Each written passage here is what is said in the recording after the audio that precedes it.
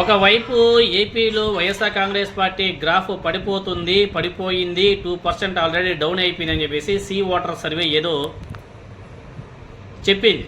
దాన్ని తెలుగుదేశం పార్టీ వాళ్ళకి ఒక విధంగా చెప్పాలంటే ఒక పెద్ద పండగే.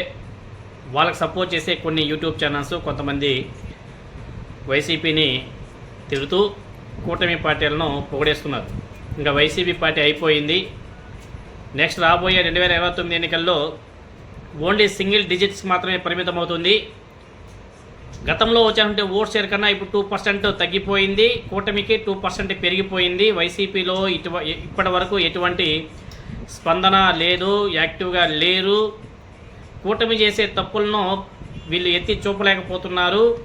న్యూట్రల్ పర్సన్స్ యొక్క మెంటాలిటీని ఇంకా చేంజ్ చేయలేకపోతున్నారు అని చెప్పేసి వాళ్ళ వేలు వాళ్ళు చెప్పుకుంటూ పోతున్నారు. ఈరోజు సీ వాటర్ కూడా ఇది చెప్పిందిలే 2% వైసీపీ గ్రాఫ్ పడిపోయింది అనేసి.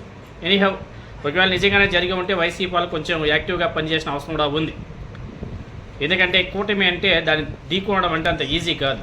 ఎందుకంటే మూడు పార్టీలు అంటే అక్కడ కులాలు మతాలు అన్నీ యాడే ఉంటాయి.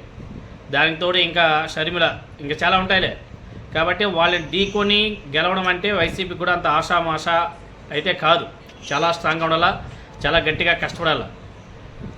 సో ఒకవైపు ఆ విధంగా వైసీపీ గ్రాఫ్ పడిపోతుందని చెప్పేసి ఒకవైపు ఏమో వాళ్ళు చెప్పుకుంటూ పోతుంటే, ఇంకొక వైపు వైసీపీ వాళ్ళు మాత్రం కాన్ఫిడెంట్గా మాట్లాడుతున్నారు. నెక్స్ట్ 2029లో కూటమి పార్టీ నాయకులకి తెలుగుదేశం పార్టీ నాయకులకి మంచి సినిమా ఉంటుంది. నో మ్యూజిక్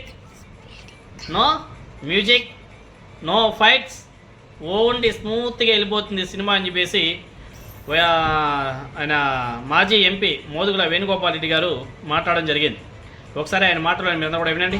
రాబోయే రోజుల్లో మన కోఆపరేటివ్ శ్రీనివాస్ రెడ్డి చెప్పినట్టు సినిమా, ఎందుకంటే మేము బయటికి వెళ్ళి సినిమా చూస్తే హ్యాపీగా ఉంటుంది, ఈ సినిమా చూస్తే మీకు నరకంగా అనుకుంటూ గుర్తుపెట్టుకోండి.